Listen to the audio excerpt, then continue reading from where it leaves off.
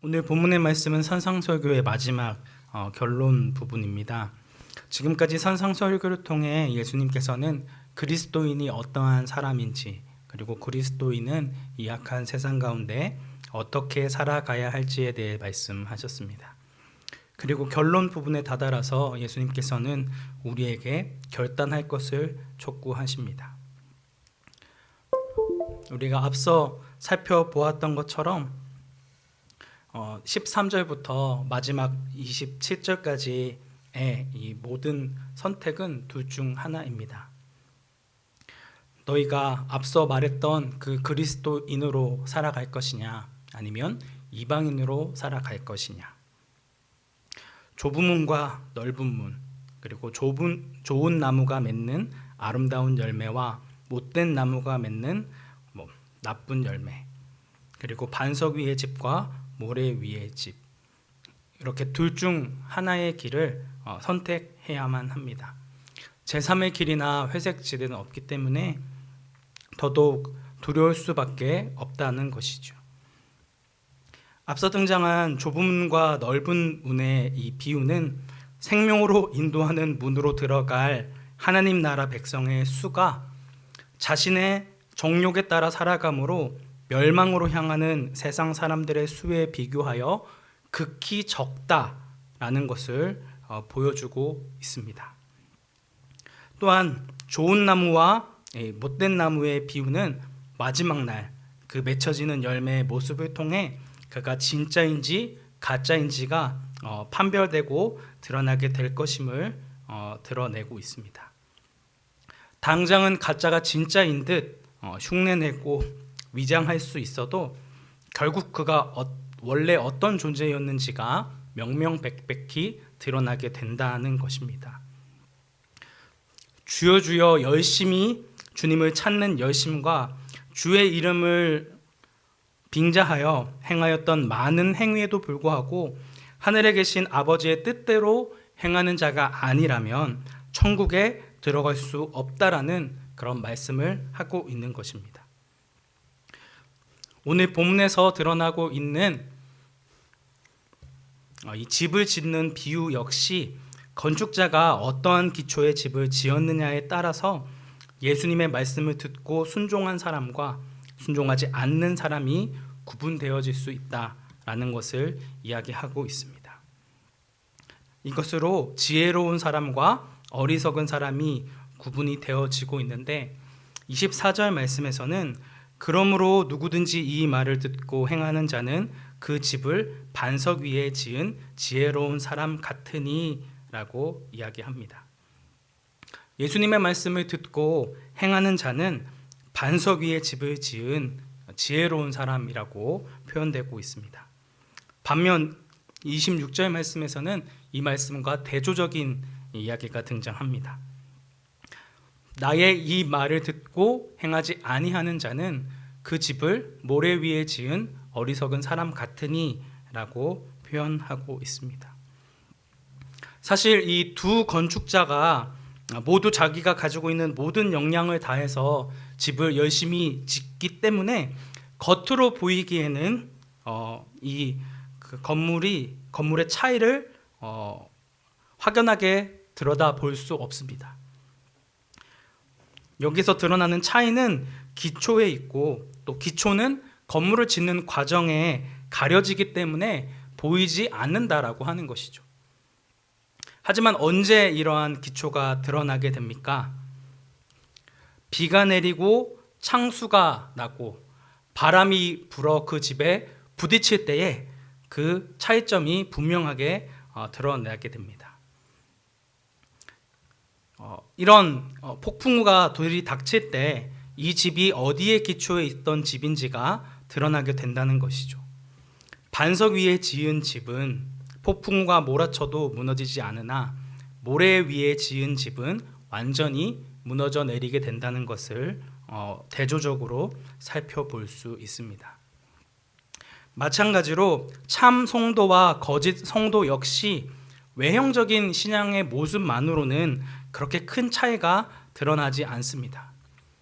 두 사람 모두 동일하게 성경을 읽고 교회에 출석하고 설교를 듣고 찬양을 부르기 때문입니다. 단순히 11조를 하느냐 하지 않느냐, 혹은 공예배에 며칠을 참여하고 있느냐, 그리고 큐티를 일주일에 몇 번 이상 하느냐 등의 신앙적인 모습으로, 그런 외형적인 모습으로는 섣불리 이를 구별할 수 없다라고 하는 것이죠. 왜 이러한 차이를 구별할 수 없을까요? 그의 삶을 구성하고 있는 기초가 어디에서부터 소속되어 있는지 우리의 눈에 보이지 않게 감추어져 있기 때문입니다. 그의 마음 깊숙한 곳에 자리 잡고 있기 때문에 겉으로 보여지는 모습으로는 이 사람이 참 성도인지 거짓 성도인지가 구별되어지지 않는다라고 하는 것입니다.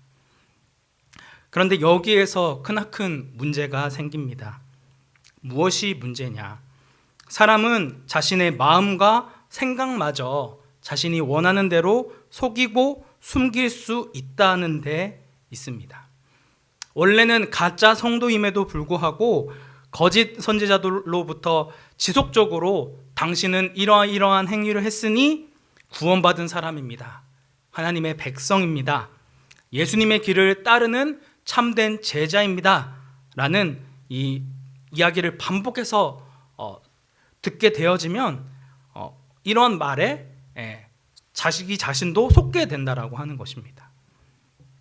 어느 순간부터 자신이 진짜 성도인 줄로 착각하고 그렇게 행동할 수 있는 그런 자기 자신조차 속일 수 있는 자가 바로 저희들이라고 하는 것이죠. 하지만 그가 어떤 존재인지를 구별할 수 있는 매우 확실한 방법이 있습니다. 무엇일까요? 그의 삶에 폭풍우와 같은 위기와 고난이 찾아올 때 비로소 그 사람이 어떤 사람인지가 드러나게 된다는 것입니다. 신앙생활을 하던 도중에 갑자기 자신이나 자신이 사랑하는 가족이 질병에 걸리게 되었을 때, 혹은 자신이 예기치 못했던 이런 고통스러운 상황과 마주하게 되었을 때에 비로소 그 사람의 신앙의 기초가 반석이었는지 혹은 모래였는지가 드러나게 된다는 것입니다.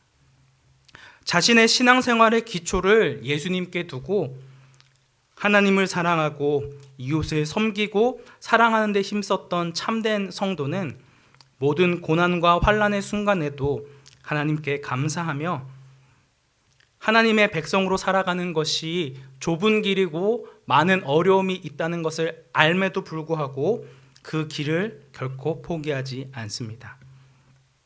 그러나 자신의 신앙의 기초를 자신의 건강이나 부나 성공에 두었던 사람들은 조금이라도 내가 원하는 대로 일이 되어지지 않았을 때, 혹은 어려움이 찾아왔을 때에 결국 하나님의 백성으로서의 살아가는 길을 포기해 버리고 맙니다.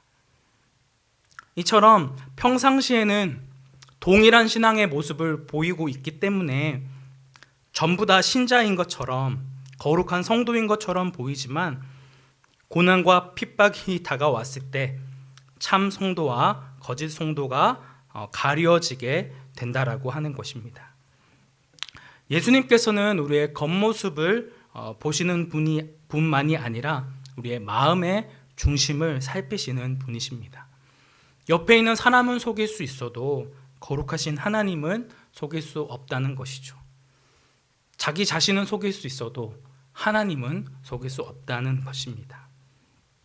사랑하는 성도 여러분, 우리는 어디에 기초를 두고 신앙생활을 하고 있습니까? 그 어떤 환난과 고난 가운데서도 결코 흔들리지 않는 반석 위에 기초를 두고 신앙생활하고 있으십니까?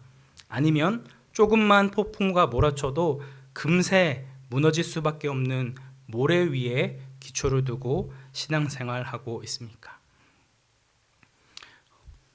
이 산상설교의 결론 부분인 7장 13절부터 27절까지의 말씀에서는 행하다 혹은 실천하다라는 단어가 모두 10번이나 등장합니다. 그 단어가 많이 등장한다는 것은 그것을 강조한다는 의미를 가지고 있죠. 결국 많은 무리들 앞에 이 산상설교를 하신 예수님의 목적은 주님의 말씀을 따라 순종하고 행하고 실천하는 것이 그 어떤 것보다 중요하다라는 것을 강조하고 있다는 것을 알 수가 있는 것입니다. 하지만 우리 주변에는 여전히 몇 가지의 신앙생활로 인해 자신의 구원은 확실하며 안전하다고 착각하는 사람들이 있습니다. 주님의 말씀을 지식적으로 알고 듣는 것으로 그치는 것이 아니라 그 말씀을 순종하고 이를 실천하기 위해 노력하고 애쓰고 주님의 은혜를 구하는 것 없이 단순히 예수님을 믿는다는 고백만으로 천국에 들어갈 수 있노라 자신한다는 것이죠. 이러한 사람들을 향하여 야고보 사도는 이렇게 말씀하고 있습니다. 우리 야고보서 1장 22절과 25절 말씀 함께 합독하도록 하겠습니다. 너희는 말씀을 행하는 자가 되고 듣기만 하여 자신을 속이는 자가 되지 말라. 자유롭게 하는 온전한 율법을 들여다보고 있는 자는 듣고 잊어버리는 자가 아니요 실천하는 자니 이 사람은 그 행하는 일에 복을 받으리라. 아멘. 어떤 사람이 복되다라고 이야기하고 있습니까? 하나님의 말씀을 듣고 잊어버리는 자가 아니라 실천하는 자다라고 이야기하고 있습니다. 우리가 그 말씀을 듣기만 하면 자신을 언제든지 속일 수 있는 자들이라고 하는 것입니다. 단순히 예수님이 가르쳐 주시는 그 말씀을 듣는 것만으로는 내가 참된 성도인지 아닌지가 구별되어지지 않습니다. 중요한 것은 자신들이 들은 그 말씀을 행하느냐, 행하지 않느냐, 그것을 실천하느냐, 실천하지 않느냐로에 달려 있다라고 하는 것입니다. 많은 신학적인 지식을 가진 신학 박사나 교수들도 자신이 들어서 알고 있는 예수님의 말씀을 순종하지 않고 실천하지 않는다면 오히려 그가 알고 있는 모든 지식은 자신을 더욱 교만하게 만드는 족쇄가 되어버리고 걸려 넘어지게 하는 돌에 지나지 않는다라고 하는 것입니다. 사실 저 같은 이 목회자가 가장 쉽게 넘어질 수 있는 부분이 아닌가 싶습니다. 나는 예수님의 말씀을 잘 알고 있다는 그 교만이, 나의 신앙은 올바른 신학적인 전통 위에 서 있다라고 하는 자부심이 오히려 하나님 앞에 나아가지 못하도록 걸림돌이 될 수도 있다는 것을 항상 잊지 말아야 한다는 것입니다. 때로 저는 참으로 두렵습니다. 입으로는 하나님을 사랑하고 이웃을 사랑하라는 이 산상 설교대로 순종하며 살아가야 한다고 설교하지만 실제의 삶 가운데는 그 말씀을 제대로 실천하지 못하는 제 자신의 현재 모습이 참으로 부끄럽고, 이러한 일이 계속 반복되어져서 그래도 나는 하나님의 말씀을 잘 증거하기 위해 누구보다 최선을 다하고 있으니까, 하나님이 기뻐하시고 원하시는 그 뜻이 무엇인지를 분명히 전하는 자니까 괜찮을 거야, 내 자신을 합리화하고 핑계대며 제 자신의 마음과 영혼까지 속이는 자가 될까봐 두렵습니다. 제가 아무리 열심히 주의 이름을 위하여 사역하고 설교를 준비한들 그 말씀대로 살아내는 삶이 없다면 제가 한 설교가, 그리고 제가 한 그 여러 사역의 성과가 무슨 의미가 있겠습니까? 이러한 구원에 대한 두려움과 떨림이 저의 평생에 계속 되어지기를, 그리고 우리 성도님들에게도 계속 되어지기를 간절히 소망합니다. 다시 한번 강조하지만 예수님께서 산상설교의 결론에서 던지신 도전은 우리로 하여금 내 자신의 신앙이 어떠한지를 계속해서 살펴보라는 데에 있습니다. 우리는 스스로 나는 참된 성도인가, 내가 참된 성도라고 하는 그 근거가 무엇인가, 나는 이러한 참된 성도로서의 모습을 가지고 있느냐를 끊임없이 질문해야 한다는 것이죠. 사도 바울은 고린도후서 13장 5절 말씀에서 너희는 믿음 안에 있는가? 너희 자신을 시험하고 너희 자신을 확증하라. 예수 그리스도께서 너희 안에 계신 줄을 너희가 스스로 알지 못하느냐? 그렇지 않으면 너희는 버림받은 잔이라 라고 경고하고 있습니다. 우리 스스로의 신앙을 돌아보고 검증해야 한다는 것입니다. 내가 바른 믿음 안에 서 있는지 끊임없이 내 자신을 확증하고 돌아보며 내 안에 그리스도께서 거하신다는 사실을 계속해서 살피라고 하는 것입니다. 만일 그렇지 않으면 버림받은 자라고 말씀하고 있는 것이죠. 참으로 무서운 경고의 말씀이 아닐 수 없습니다. 하지만 앞서 제가 말씀드렸다시피 자기 자신의 모습을 돌아보면 돌아볼수록 절망과 좌절에 빠질 수밖에 없습니다. 예수님께서 말씀하신 이 산상설교의 삶을 살아가기에는 우리의 마음과 의지가 너무나도 연약하고 부족하기 때문입니다. 내 삶을 돌아보면 하나님의 뜻대로 살아가는 것과 너무나 동떨어진 삶을 살아가고 있는데 너무나도 거리가 있어 보이는데 어떻게 해야 할까요? 단순히 내 힘과 노력으로 열심히 신앙생활 하려고 노력하면 그 삶을 살 수 있을까요? 네, 그렇지 않습니다. 우리의 힘으로는 불가능하다는 것이죠. 그렇기 때문에 전적인 하나님의 은혜가 필요합니다. 무시무시한 경고로 가득한 이 산상설교의 결론에 이어지는 28장과 29절 말씀에서는 이렇게 말씀하고 있습니다. 예수께서 이 말씀을 마치심에 무리들이 그의 가르침에 놀라니 이는 그 가르치시는 것이 권위 있는 자와 같고 그들의 서기관들과 같지 아니함일러라. 아멘. 산상설교를 전한 예수님의 말씀을 들은 무리들은 그의 가르침에 놀라지 않을 수가 없었습니다. 당시에 서기관들이나 율법 교사들이 전했던 율법의 가르침과는 확연히 달랐기 때문입니다. 그냥 겉모습으로 보이기에는 이 예수라는 사람은 갈릴리 나사렛이라는 아주 작은 동네에서 태어난 목수이며 지극히 평범하고 보잘것없는 사람에 불과했습니다. 그는 학교 교육을 받지 못했을 뿐만 아니라 율법을 배운 적도 없습니다. 그런데도 그는 다른 어느 누구에게도 듣지 못했던 이런 율법의 말씀을 자유자재롭게 해석하고 이것을 풀어서 설명해 주었다라고 하는 것이죠. 어떠한 면에서 달랐을까요? 여기 밑에 나와 있는 것처럼 주님께서는 항상 나는 너희에게 이르노니 라고 말씀하고 있습니다. 대부분의 율법 선생들은 다 자신들이 배워왔던 그런 율법의 전통이 있고 그런 내용들이 있습니다. 그래서 가말리알은 이렇게 이 율법을 해석했고 누구는 이렇게 말했다. 이런 식으로 이야기합니다.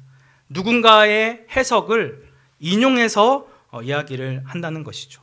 요즘 말로는 칼빈 선생님은 어떠했고 루터 선생님은 이렇게 말했다라고 누군가가 해석한 그 이야기를 이야기하기 쉬운데 예수님께서는 그런 어떠한 인용을 하지 않으시고 나는 너희에게 이른다라고 하면서 이 유대인들이 왜곡되이 알고 있었던 그 율법들을 다시 알려주셨다라고 하는 것입니다. 율법을 배워서 알려주신 것이 아니라 청중을 압도하는 그런 말씀으로 그들에게 가르치셨다라고 하는 것입니다. 자신들이 배워왔던 서기관들에게는 도무지 살펴볼 수 없었던 그런 권세가 있었다라고 하는 것이죠. 그러면 이러한 권세는 어디에서부터 오는 것일까요? 목소리가 크면, 고함을 지르면 되는 것일까요? 아니면 논리적으로 공부를 열심히 잘해서 많은 자료를 인용하면 이런 권세가 생기게 된 것일까요? 그렇지 않습니다. 예수님께서 하신 그 말씀의 권세는 하나님 아버지께로부터 온 것이기 때문에 인간의 지식이나 방법으로는 이러한 권세를 얻을 수도 없었을 뿐만 아니라 이러한 지식을 알 수도 없었다라고 하는 것이죠. 그렇기 때문에 예수님의 말씀은 새로울 수밖에 없었고 다를 수밖에 없었습니다. 그래서 이들은 예수님의 가르치시는 그것을 듣고 깜짝 놀라지 않을 수 없었다라고 하는 것이죠. 여기서 우리는 이러한 질문을 던져야 합니다.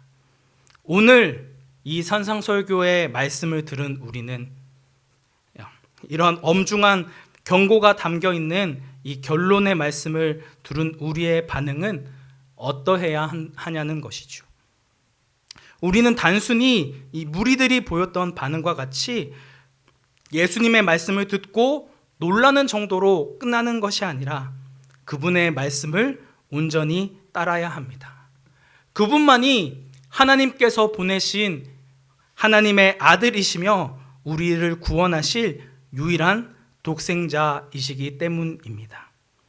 그분의 말씀을 따라 순종하는 것이 우리를 생명으로 인도하는 유일한 길이요 하나님 아버지께로 나아갈 수 있는 것을 분명히 믿고 그 말씀에 따라야 한다는 것입니다.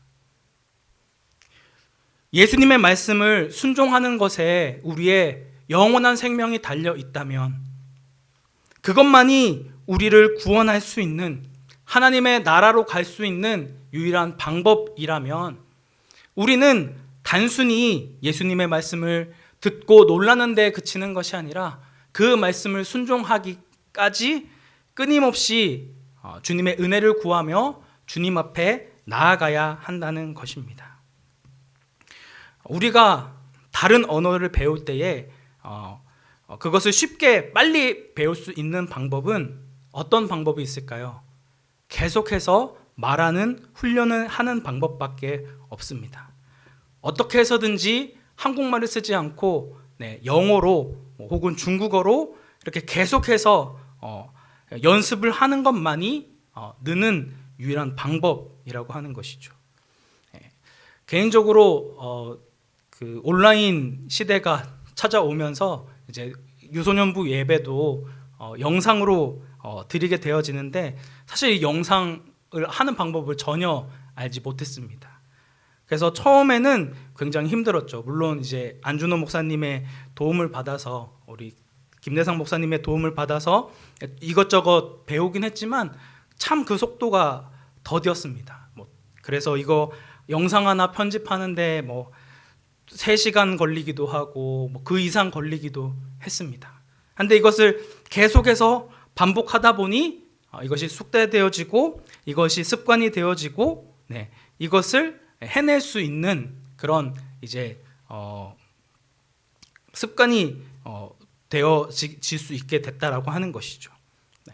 우리가 하나님의 말씀을 따르는 것도 순종하는 것도 마찬가지입니다. 우리가 산상수훈의 말씀과 같이 원수를 사랑할 수 있는 방법은 우리에게 없습니다. 우리를 핍박하는 자를 위해 기도할 실력도 없습니다. 하나님께서 요구하시는 그 말씀과 그것을 실천하지 못하는 우리의 그 현실 가운데에서 끊임없이 우리는 절망하게 되고 내 자신 스스로를 자책하게 되고 또 애통함이 생기지만 이러한 일들을 반복하는 것을 통해서 하나님께서 우리에게 그것을 행할 수 있는 힘과 능력을 주신다는 것을 더욱더 알아가게 되어집니다. 하나님께서 요구하신 그 요구는 사실 내 힘과 능력으로 할 수 있는 것이 아닌 이미 예수님께서 그것을 행하셨기 때문에 그 요구를 이루셨기 때문에 할 수 있는 자가 되었기 때문에 얼마든지 우리가 주님의 은혜 안에서 성령 하나님의 도우심과 인도하심 아래서 순종할 수 있게 된다는 것입니다. 우리는 부족하고 우리의 힘과 능력으로는 할 수 없지만 주님께서 주신 이 계명을 실천하려고 노력하고 애쓰며 주님의 은혜를 구할 때에 성령 하나님께서 우리를 도우시고 계속해서 그 길을 걸어 나아갈 때에 그리스도를 닮은 그런 완전한 자로 끊임없이 하나님을 닮아가는 거룩한 형상으로 우리를 바꿔주시고 변화시켜주시고 함께해 주신다라고 하는 것입니다. 그래서 우리는 이러한 질문을 해야 됩니다. 우리는 정말 그 하나님의 말씀을 따라 생명으로 인도하는 그 좁고 협착한 길을, 아름다운 열매를 맺는 삶을, 반석 위에 집을 짓는 그런 삶을 살아가고 있는지를 끊임없이 되뇌어야 합니다. 주님께서 이 말씀을 주셨고 이 말씀을 그저 바라만 보라고, 내 자신은 할 수 없다고 포기하도록 주신 것이 아니라 이것을 순종하여서 이 길을 가는 것이 좁고 협착한 길이고 너무나도 어려운 일이며 쉽게 나아갈 수 없는 길이지만 이 말씀을 듣고 따르는 것만이 우리가 이방인과 같이 외식적인 그런 사람으로 변하지 않을 수 있는 유일한 방법이고 세상의 다른 것을 탐내지 않는 유일한 길이며 하나님을 닮아갈 수 있는 유일한 방법이라는 것을 말씀하고 있는 것이기 때문입니다. 사랑하는 성도 여러분, 예수님의 이 말씀을 그저 듣고 깨닫는 것으로 나는 이것을 행하기에는 너무나 부족한 사람이기 때문에 할 수 없는 사람이기에 포기하지 마시길 바랍니다. 내가 더 할 수 없는 자이기 때문에 더 주님의 은혜를 구하며 주님 앞에 내 자신을 내어놓으며 주님 앞에 나아가는 자가 되어져야 한다는 것이죠. 날마다 주님의 그 말씀을 붙들고 성령의 인도하심을 따라 구하며 그 좁고 협착한 길, 많은 사람이 찾지 않지만 우리를 생명으로 인도할 그 길을 끊임없이 걸어 나아가시는, 그래서 끊임없이 주님을 닮아가는 거룩한 성도님들이 되시기를 주님의 이름으로 축복합니다.